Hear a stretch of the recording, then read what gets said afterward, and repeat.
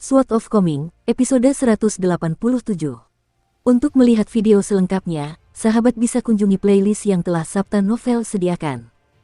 Yuk mari, kita berimajinasi bersama dan masuk ke alur ceritanya.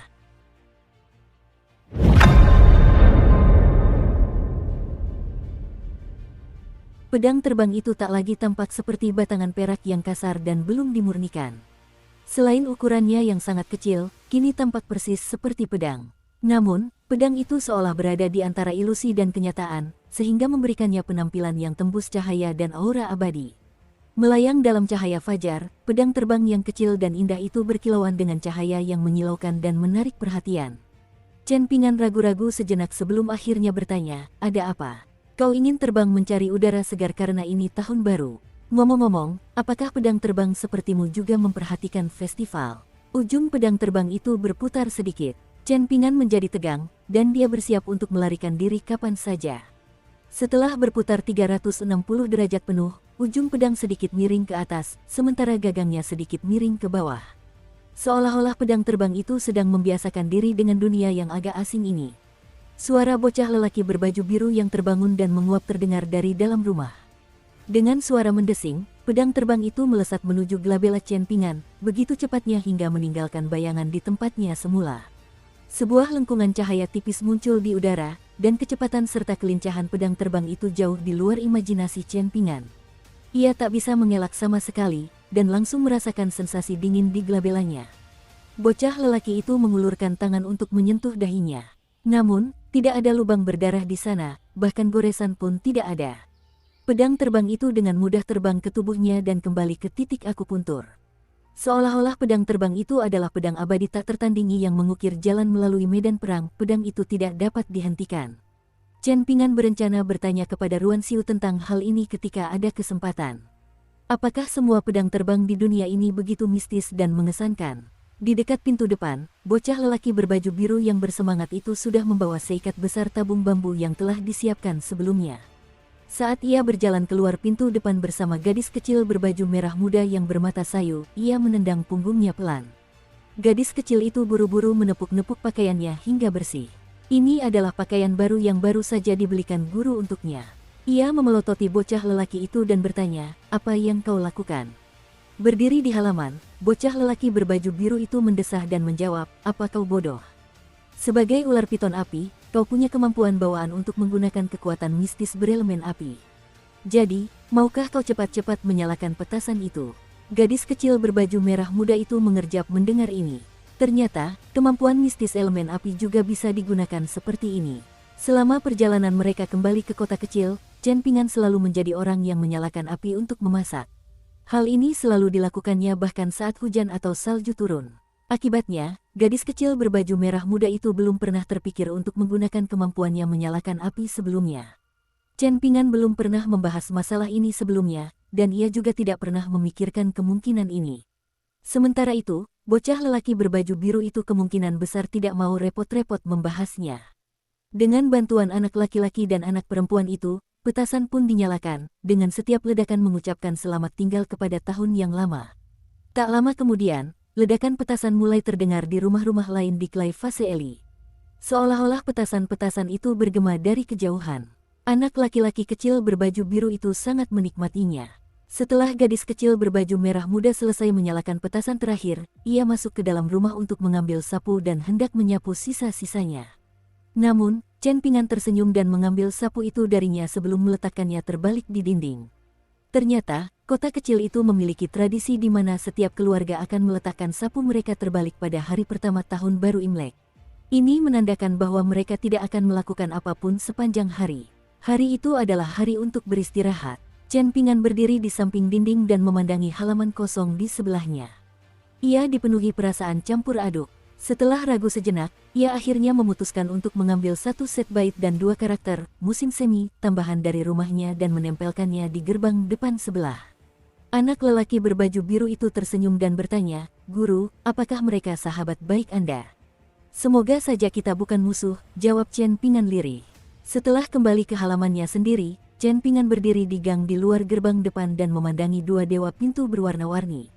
Satu melambangkan urusan sipil, sementara yang lain melambangkan urusan seni bela diri. Dewa Sipil memegang tongkat ritual giok, dan Dewa Seni Bela Diri memegang tongkat baja.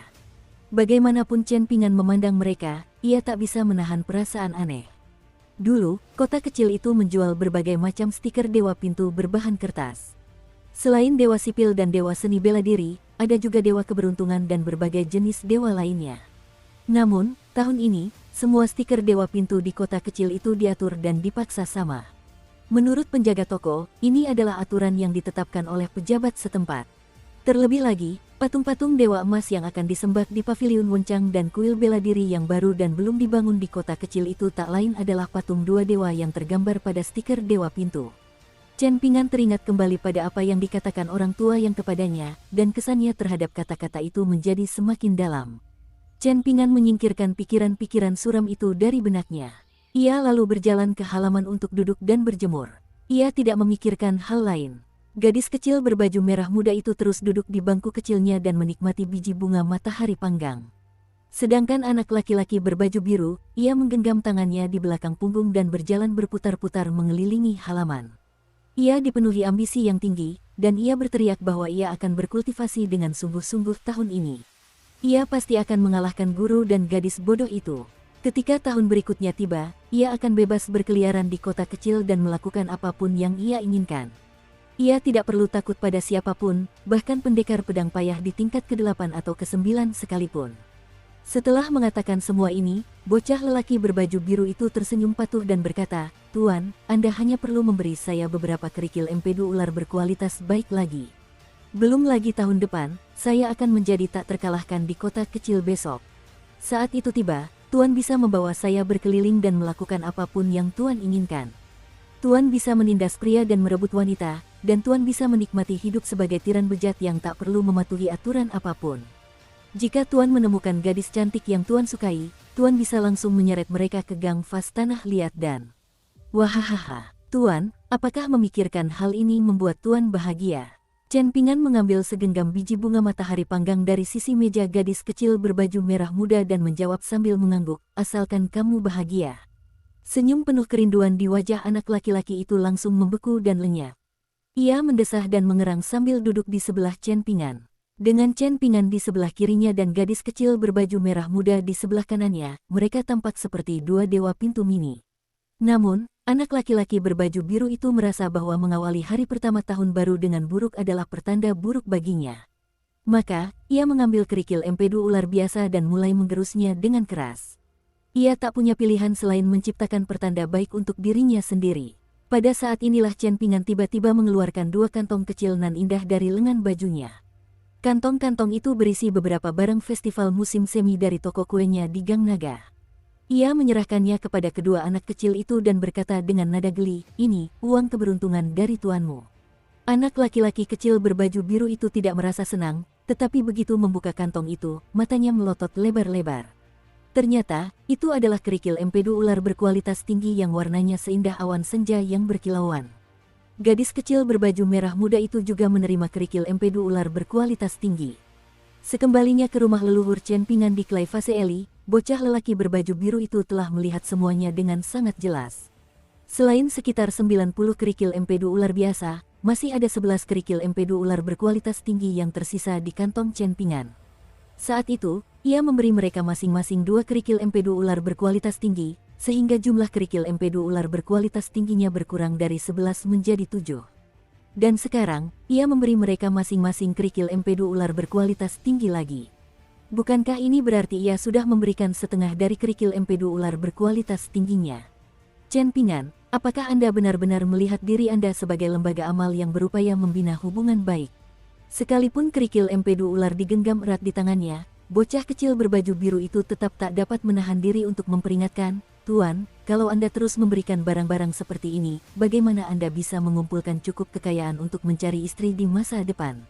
Gadis kecil berbaju merah muda itu memegang uang keberuntungan di tangannya dengan kepala tertunduk dan bibir mengerucut. Air mata mengalir deras di pipinya yang lembut dan halus. Anak laki-laki kecil berbaju biru itu merasa sedikit bimbang, tetapi ia harus segera memuntahkan pikiran-pikiran itu dari benaknya. "Guru, apa kau tidak takut kultivasiku akan meningkat pesat setelah memakan 3 kerikil empedu ular berkualitas tinggi ini? Apa kau tidak takut kau tidak akan pernah bisa menyamaiku seumur hidupmu? Kalau kamu punya teman yang hidupnya baik-baik saja, kamu bakal ikut senang atau tidak? Balas Chen Pingan. Anak laki-laki kecil berbaju biru itu mengangguk dan menjawab, tentu saja aku akan bahagia untuk mereka.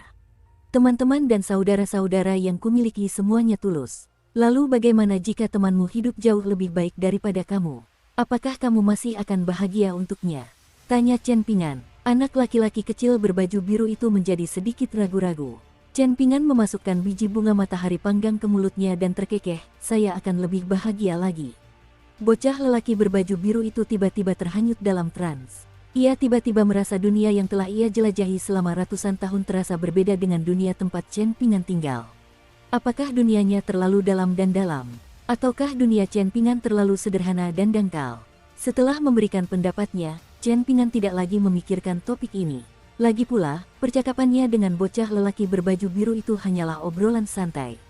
Namun, bocah lelaki berbaju biru itu tetap murung dan lesu. Sementara itu, gadis kecil berbaju merah muda juga terdiam setelah menyimpan kerikil empedu ularnya. Chen Pingan merasa sedikit menyesal. Mungkin ia salah memberi mereka uang keberuntungan ini. Atau mungkin ia seharusnya memberikannya nanti. Betapa mengkhawatirkannya. Jika hanya mempertimbangkan gang Fas Tanah Liat, banyak orang di gang itu sudah pergi. Ada Song Jixin dan Zigui, juga Guken dan ibunya. Namun, ada orang baru yang pindah. Akhir tahun lalu, orang ini mengambil surat kepemilikan dari leluhurnya dan menyerahkannya ke kantor pemerintah di prefektur Longquan. Para pejabat awalnya ingin memeriksa surat kepemilikan ini dengan saksama, karena tanah di kota kecil itu sangat berharga saat ini. Banyak orang luar ingin pindah ke kota kecil itu, dan mereka bahkan bersedia menyewa jika tidak bisa langsung membeli rumah. Karena itu, para pejabat menangani masalah ini dengan sangat hati-hati dan penuh kehati-hatian. Mereka tidak bisa membiarkan orang yang licik dan curang masuk ke rumah. Akan tetapi, tak butuh waktu lama bagi Wu Yuan, hakim daerah pertama di Kabupaten Dragon Spring, kini pengawas prefektur pertama di prefektur Dragon Spring, untuk secara pribadi mendatangi kantor daerah untuk mengambil alih sepenuhnya masalah ini. Tak lama kemudian, Gang Fas Tanah Liat mendapatkan penghuni baru, seorang pemuda bernama Cao Jun. Nenek moyangnya telah pindah dari kota kecil itu, dan kini ia kembali ke rumah leluhurnya untuk bekerja keras dan mencari nafkah. Para penghuni gang itu semua penasaran dengan Cao Jun, pemuda yang jarang keluar rumah. Karena banyak penduduk setempat terlibat dalam pembangunan kantor dan kuil di pegunungan, dan karena kantor kabupaten dan kantor prefektur telah mengeluarkan banyak pernyataan resmi yang menegaskan keberadaan dewa dan makhluk abadi di dunia, penduduk prefektur Longquan terpaksa menerima kenyataan ini. Awalnya, penduduk kota kecil itu berspekulasi apakah Cao Jun yang tampan dan luar biasa itu juga seorang abadi. Namun, setelah berpikir lebih jauh, mereka menyadari ada yang salah. Seorang abadi yang tinggal di Gang Fas Tanah Liat, itu sama saja menginjak-injak nilai keabadian, bukan? Pada hari ini, dua orang yang tidak dikenal berjalan ke Klai Fase Eli. Salah satunya adalah seorang pria tua dengan tali hijau tipis melingkari pergelangan tangannya, dan yang satunya lagi adalah seorang pria muda dengan pedang yang diikatkan horizontal di punggungnya. Mereka berjalan bersama ke Gang Fas Tanah Liat, masuk dari sisi rumah Guken. Sambil berjalan melewati halaman Song Jixin dan Chen Pingan, pria tua itu mengintip dari balik dinding pendek dan memandang anak laki-laki kecil berbaju biru dan gadis kecil berbaju merah muda.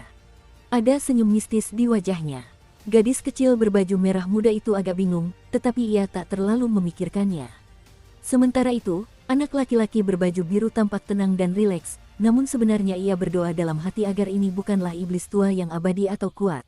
Pendekar muda itu tersenyum dan melambaikan tangan, sambil berkata, Chen Pingan, kita bertemu lagi. Chen Pingan berdiri dan membuka pintu halaman.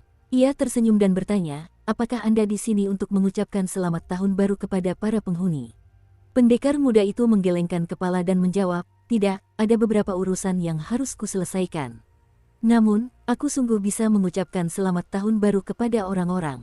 Orang tua itu tersenyum dengan mata menyipit dan bertanya, anak muda, kudengar atap rumah leluhurku dihancurkan oleh kera pemindah gunung gara-gara kau. Dan kau juga yang membayar untuk memperbaikinya. Tetua klan pendekar pedang Cao Jun.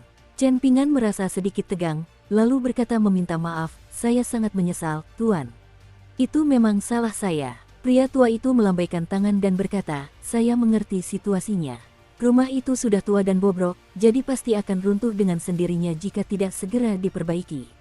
Tidak perlu minta maaf. Malahan, klan Cao lah yang seharusnya berterima kasih padamu.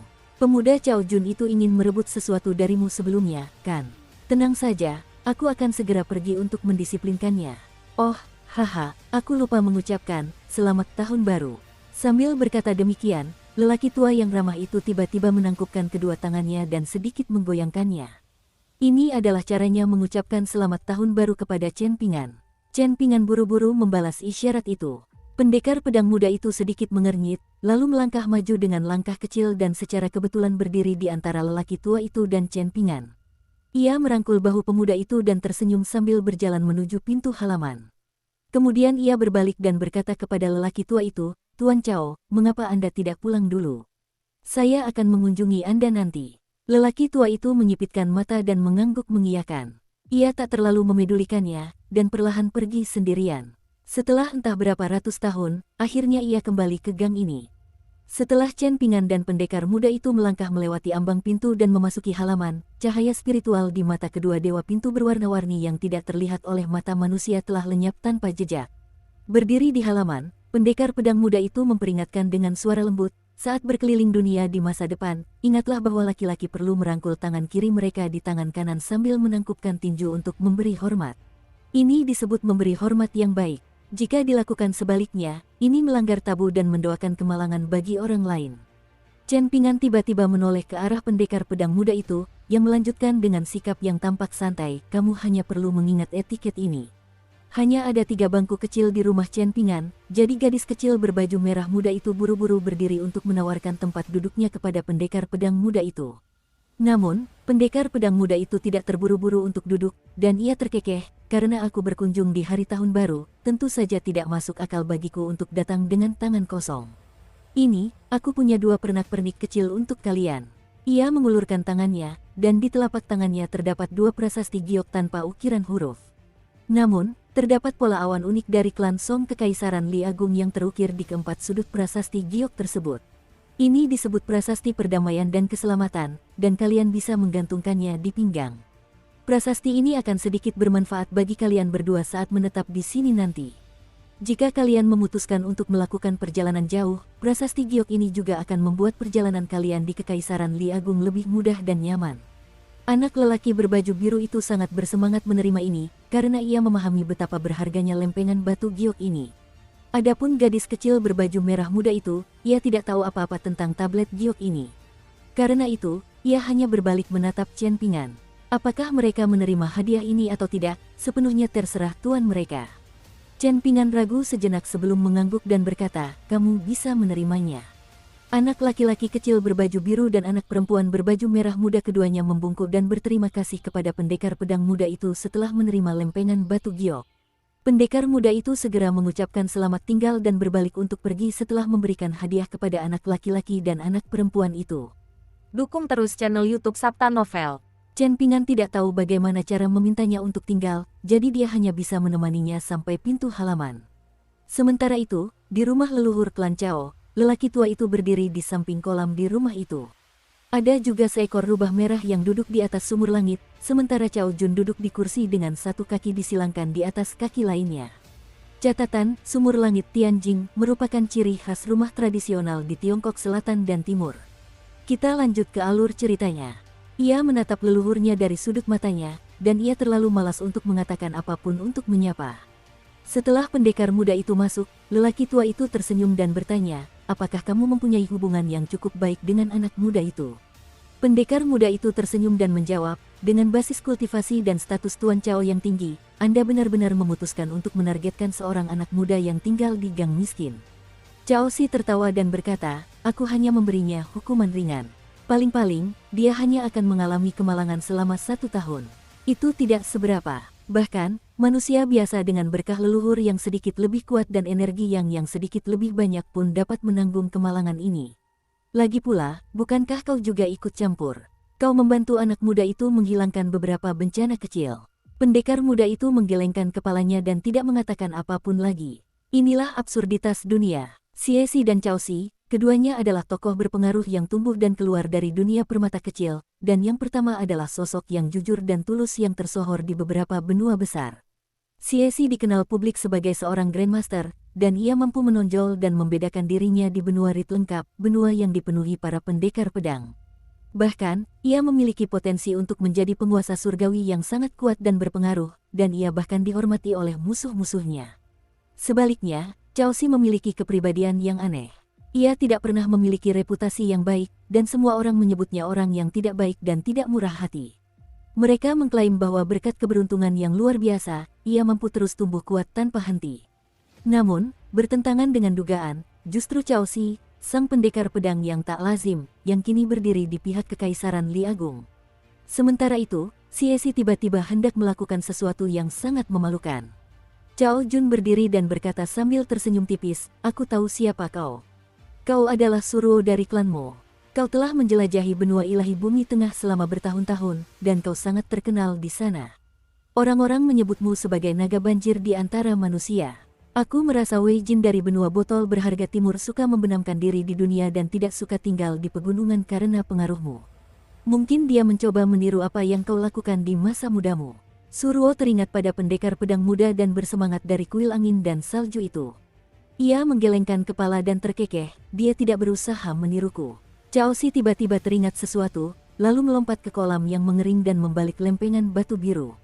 Ada koin tembaga biasa tersembunyi di sana, dan koin itu sudah berkarat. Pedang abadi termasyur itu tertawa terbahak-bahak. Ia memasukkan koin tembaga itu ke dalam lengan bajunya dan mendecakkan lidahnya dengan takjub. "Pertanda baik, pertanda yang sangat baik." Cao Si menatap pendekar pedang muda itu dan berkata, "Menurutku, hancurnya porselen yang terikat itu adalah kesalahan Kekaisaran Li Agung dan wilayah mata air naga. Karena kesalahan merekalah kecelakaan itu terjadi. Namun, Kekaisaran Li Agung sudah memberikan kompensasi saat itu, dan pihak lain juga menerima kompensasi ini. Secara logis, masalah ini seharusnya selesai di sana. Namun, pembeli itu kini telah mengangkat masalah ini secara bertahap ke tingkat yang lebih tinggi di antara pasukan tersembunyi, dan akhirnya ia berhasil membuat Xie yang perkasa maju untuk menakut-nakuti yang lain. Segala sesuatu telah dilakukan dengan cara yang cukup tidak etis dan tidak bermoral. Sebenarnya, menyelesaikan masalah ini cukup mudah. Kita cukup mengerahkan segenap upaya untuk menghajar Xie sampai mati. Ada aku, ada kau, dan juga ada Sage Ruan Qiong. Jika kita bertiga bergabung, Xie tidak hanya akan kalah, tetapi dia juga tidak akan bisa melarikan diri. Xie sedang mencari kematian, jadi dia tidak bisa menyalahkan siapapun jika kita mengabulkan keinginannya untuk mati. Bahkan jika kita membunuh Xie, apa yang harus dilakukan Kekaisaran Li Agung jika dunia kecil permata yang hancur dan runtuh juga hancur total? Tanya Suruo. Membunuh Xie dan mengirimkan peringatan kepada yang lain adalah taktik yang sangat efektif. Ini sama efektifnya dengan membangun ibu kota giok putih lainnya, jawab Cao Si. Hal ini mudah diucapkannya, karena ia tidak perlu menempatkan dirinya pada posisi Suruo atau Kekaisaran Li Agung. Pendekar muda itu mengabaikannya. Namun, Cao Si terus menggodanya, berkata, "Bukankah Kekaisaran Li Agung akan bergerak ke selatan? Jika kita membunuh Xie, berapa banyak bajingan tua di tingkat ke-10 atau 5 tingkat atas yang berani bertahan di negara Sui Agung? Aku yakin jumlahnya tidak akan lebih dari 5. Jika aku salah, maka aku akan membereskan semua bajingan tua lainnya. Bagaimana menurutmu?" Suruo sedikit bingung, lalu bertanya, "Apakah ada kebencian yang mendalam antara kamu dan Xie?" Cao Si menggelengkan kepala dan menjawab, "Tidak, kami hanya sebatas warga kota. Kami bukan dari generasi yang sama, dan kami juga belum pernah bertemu sebelumnya. Nenek moyang kami juga tidak menyimpan dendam. Namun, aku tidak tahan Xie mengandalkan kultivasinya yang kuat untuk menindas Kekaisaran Li Agung. Dia terlalu tidak tahu berterima kasih kepada negara asalnya. Lagi pula, dia lahir di Kekaisaran Li Agung, jadi wajar saja jika dia tidak menunjukkan rasa terima kasih kepada Kekaisaran karena telah membesarkan dan mendidiknya. Namun, dia malah menentang Kekaisaran Li Agung sekarang. Aku, Cao Si, tidak tahan dengan orang seperti ini. Omong kosong yang sangat menyebalkan." Rubah merah menyala yang berdiri di langit-langit segera mengungkapkan niat Cao Si yang sebenarnya, sambil mencibir, "Klan Chen Konfusianisme murni dari benua pusaran selatan adalah klan cabang yang berasal dari benua ilahi bumi tengah. Klan Chen utama selalu berselisih dengan sekte Taois, jadi membunuh Xie bisa dianggap sebagai hadiah terindah di dunia bagi mereka. Belum lagi menjodohkan seorang keturunan resmi klan Chen Konfusianisme murni dengan Cao Jun, mereka bahkan bersedia menjodohkan keturunan lain dari klan Chen utama di benua ilahi bumi tengah dengannya. Dasar wanita cerewet, tegur Cao Si sambil terkekeh. Ia mengangkat tangan dan mengibaskan lengan bajunya. Rubah merah menyala itu langsung meledak berkeping-keping. Dibandingkan saat ia dicincang hingga hancur berkeping-keping oleh pedang terbang Cao Jun, rubah itu jelas membutuhkan waktu lebih lama untuk menyambung kembali dan kembali ke bentuk aslinya. Ia merobek genteng dan melemparkannya dengan agresif ke arah Cao Si. Setelah itu, ia berbalik dan lari secepat kilat. Cao Si dengan santai menangkap genteng dan melemparkannya kembali ke posisi semula. Padahal gentengnya sudah hancur berkeping-keping. Suruo, orang gagah berani dari klan Mo, menolak saran Cao Si. Masalah seperti ini bukan sesuatu yang bisa kuputuskan. Cao Si memutar matanya dan bertanya, lalu siapa di Kekaisaran Li besar yang bisa membuat keputusan ini? Suruo tersenyum dan menjawab, hanya 3 orang, Kaisar, Raja Song Changjing, dan Guru Kekaisaran Cui Chan. Kalau begitu suruh salah satu dari mereka datang. Seru Cao Si dengan marah. Kau, Suruo, hanya datang ke sini untuk menonton pertunjukan tanpa melakukan apapun. Apa gunanya? Karena Siesi berani datang ke sini sendirian, jelas dia punya sesuatu untuk diandalkan. Jika seandainya dia berhasil melarikan diri bahkan setelah kita bertiga bergabung, dan jika dia berhasil mencapai tujuannya dan bahkan melarikan diri kembali ke benua Rit lengkap, maka kita bertiga serangga menyedihkan, ditambah klan Song Kekaisaran Li Agung, semuanya akan celaka saat itu. Mereka akan datang, jawab Suruo sambil mengangguk. Cao Si langsung terdiam. Ini karena dia selalu suka memproyeksikan kekurangannya kepada orang lain. Dia sangat takut Kekaisaran Li Agung akan berbalik mengincarnya setelah menyingkirkan Siesi. Hal ini terutama terjadi karena klan Song Kekaisaran Li Agung bukanlah suatu jenis entitas bangsawan. Beberapa orang bangsawan sejati, seseorang yang bahkan lebih berkuasa dari dia dan Siesi, telah meninggal. Dia meninggal tepat di kota kecil ini. Tentu saja seseorang tidak dapat menyalahkan Kekaisaran Li Agung karena tidak setia, dan seseorang juga tidak dapat menyalahkan Kaisar karena takut akan konflik tersebut. Namun, Cao Si merasa ini pertanda buruk yang terlalu buruk. Sungguh tidak menguntungkan. Terlebih lagi, dalam perjalanannya ke sini, ia menerima kabar tentang dunia permata kecil Kekaisaran Li Agung, dan sebuah informasi menyebutkan bahwa rumah leluhurnya telah rusak dan diperbaiki. Hal ini semakin memperburuk suasana hatinya. Kalau bukan karena permintaan klan Chen Confucian murni, dia pasti tidak mau melibatkan diri dalam konflik ini. Terlebih lagi, Cao Si masih belum menemukan akar penyebab kematian Qi Jingchun, sehingga ia merasa sangat gelisah begitu menginjakkan kaki di prefektur Longquan. Karena itu, ia berharap kematian Siesi dapat mengungkap pelaku utamanya. Saat itu, bahkan jika skenario terburuk dalam benaknya terjadi, klan Song dari Kekaisaran Li Agung, Sage Ruan Qiong dan Kuil Angin Salju, serta para pendukungnya, klan Chen dari Konfusianisme murni, dan klan Chen dari benua ilahi bumi tengah, akan tetap menanggung risiko bersama. Risiko dan imbalan berjalan beriringan. Hal ini berlaku sama, baik di dunia fana maupun dunia kultivasi. Kediaman leluhur klan Xie berada di Gang Daun Persik, dan keturunan klan tersebut tidak bisa dianggap banyak jumlahnya. Faktanya, klan Xie sudah mengalami kemunduran. Jika bukan karena pemuda beralis panjang itu menjadi murid tidak resmi Ruan Qiong, klan Xie pasti sudah membuat keputusan menyedihkan dengan menjual kediaman leluhur mereka sejak lama. Seorang lelaki setengah baya mengetuk gerbang kediaman leluhur. Seorang gadis muda membuka gerbang, dan bertanya, "Kamu siapa?" "Saya leluhurmu," jawab pria paruh baya itu dengan nada serius. Gadis muda bermata cerah dan beralis tipis itu tampak anggun dan terkendali, tetapi sebenarnya ia orang yang galak dan pemarah. "Ini hari tahun baru, bagaimana bisa kau mengganggu orang seperti ini? Apa kau mau aku ambil sapu untuk memukulmu?" serunya dengan geram. Pria paruh baya itu tampak tenang, dan menjawab, "Kamu bisa pergi dan membolak-balik buku silsilah klan. Carilah buku Jaksu, dan pasti ada nama Siesi yang tercatat di sana. Itu aku." Lagi pula, huruf C-nya hilang 1 titik. 15 menit kemudian, semua orang di klan Xie berlutut di lantai di luar aula leluhur. Siesi mengabaikan keturunannya yang gemetar, dan dia diam-diam berjalan ke dalam aula leluhur untuk mempersembahkan 3 batang dupa. Suaranya terdengar serius saat berkata, "Anak muda dengan alis yang sedikit lebih panjang dari yang lain, kalian boleh masuk untuk mempersembahkan dupa. Kalian yang lain boleh kembali. Lagi pula, kalian tidak perlu mempersembahkan dupa. Lagi pula, melihat kalian saja sudah membuat api membumbung di dada leluhur kami."